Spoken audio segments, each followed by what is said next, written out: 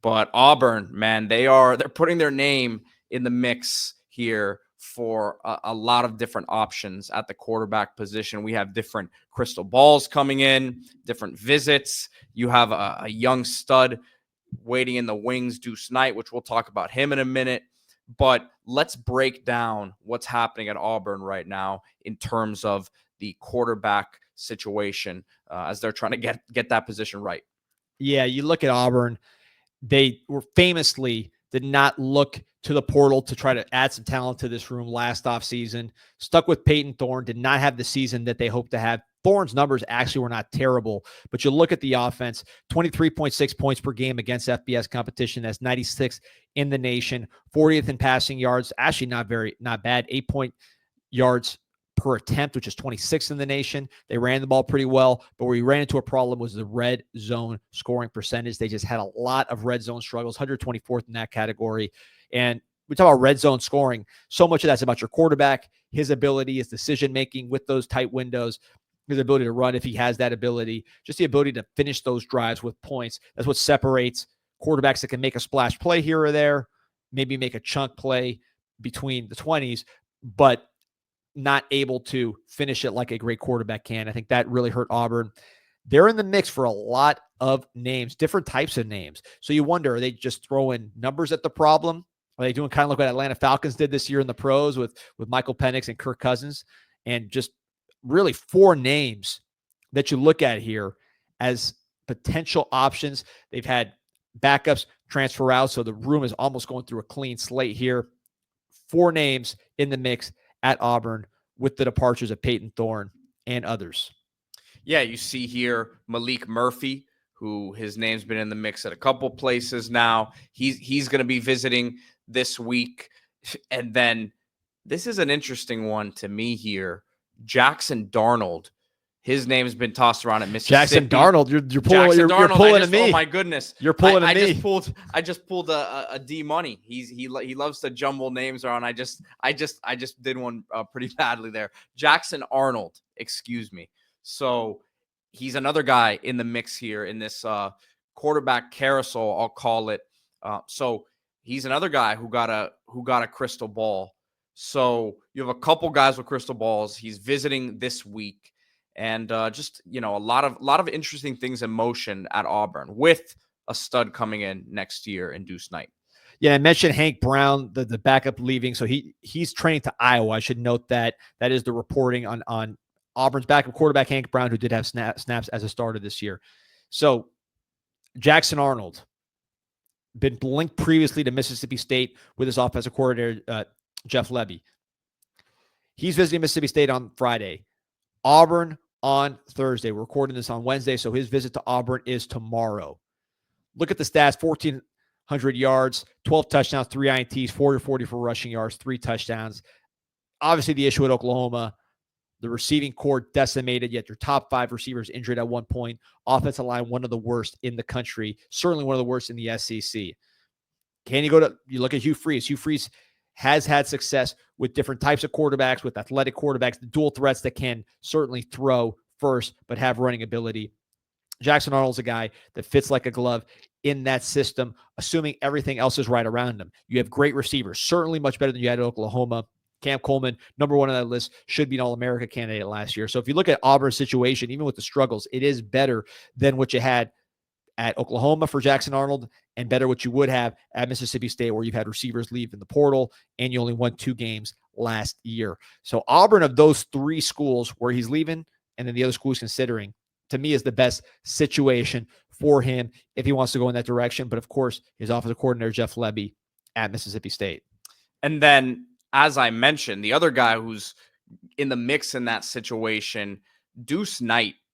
So highly touted, highly talented 5-star quarterback, lefty, previously committed to Notre Dame. And here are his midseason highlights from this season. So you mentioned sort of the Atlanta Falcons comparison, and this would be your Michael Penix in that situation.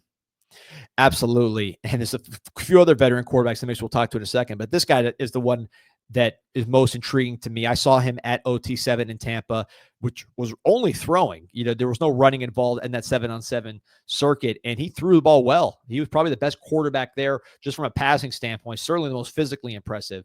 But then you watch the highlights, extreme athleticism. He tested off the charts in terms of the laser testing at the Under Armour camp. You see him on film running, a little inconsistent on the field. That's why he hasn't reached the rankings of a Tevin St. Clair, Bryce Underwood, guys like that. That's really the only thing holding Deuce Knight from being recognized with those guys. Keelan Russell is the on-field production. It's more flashes.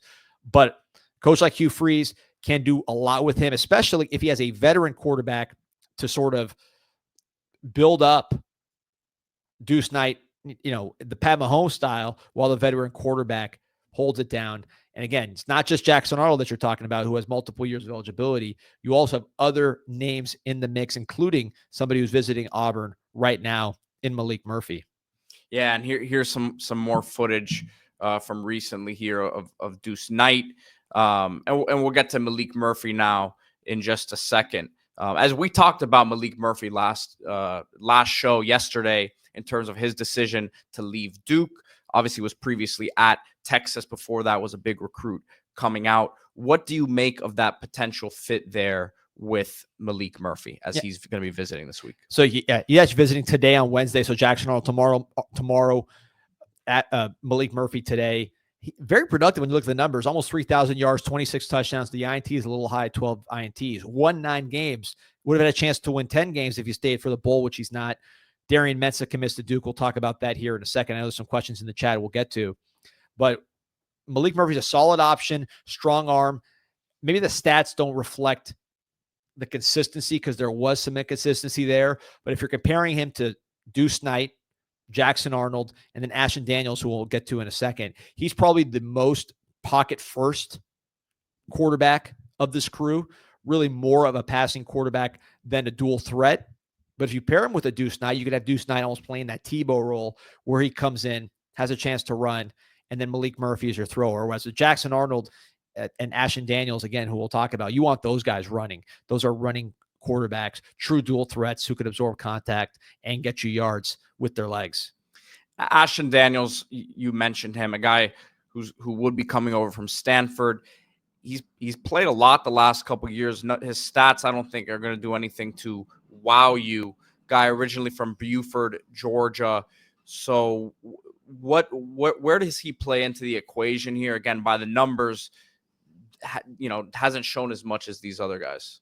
Yeah, 669 rushing yards for Stanford last year, 10 passing touchdowns, 12 INTs, really more of a runner. Not a great season for Stanford. I think if you go the Ashton Daniels route, which he's been crystal balled to Auburn by 247. So is he a +1 with all these guys where you take 2 transfers, Ashton Daniels, you get him in the boat and he doesn't affect the other guys? I don't know. Maybe if you're a Jackson Arnold, you're not worried about Ashton Daniels, or Maalik Murphy, you're not worried about Ashton Daniels. But he obviously brings that running to the table. And he's a run-first quarterback. More so, Arnold, I say, is a true dual threat, a guy that has run for a ton of yards in his career, top 10 player overall in the nation coming out of high school, really good runner, and was more of a runner here in the SEC because of the issues at wide receiver that Oklahoma had. Daniels, let's say you bring in a Maalik Murphy, you could have Daniels as that change of pace runner instead of Deuce Knight while you work Deuce Knight up. You could use him in a limited role. He doesn't have to be your starting quarterback. I'm sure he has designs on that starting quarterback job. That's why he's interested in Auburn, but you don't necessarily have to bring him in to be the guy. And he's also probably not going to have the price tag that a Jackson Arnold has because of the competition from other schools. Yep, very interesting situation at Auburn, and we'll see how it ends up kind of working out there, because they've got a lot of options right now. But like you said, I think they're trying to throw their name in as many of these guys options to just one of them's got to hit. You mess around with as many of these quarterbacks, you gotta work out with one of them. So